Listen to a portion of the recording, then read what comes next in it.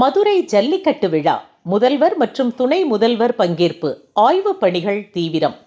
தமிழர் திருநாளாம் தை பொங்கலை முன்னிட்டு மதுரை மாவட்டத்தில் நடைபெறவுள்ள பாரம்பரிய ஜல்லிக்கட்டு போட்டிகளுக்கான ஆயத்த பணிகள் முழு வீச்சில் நடைபெற்று வருகின்றன.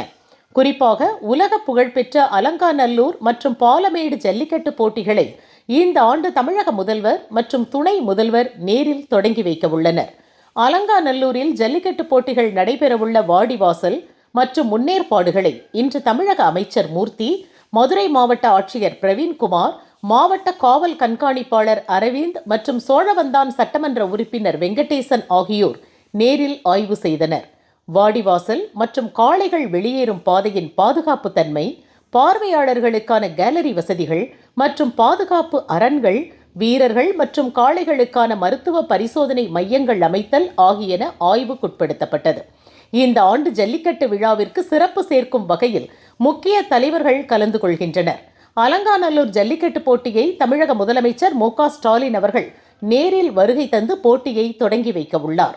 பாலமேடு ஜல்லிக்கட்டு போட்டியை தமிழக துணை முதலமைச்சர் உதயநிதி ஸ்டாலின் அவர்கள் கொடியசைத்து போட்டியை தொடங்கி வைக்க உள்ளார்.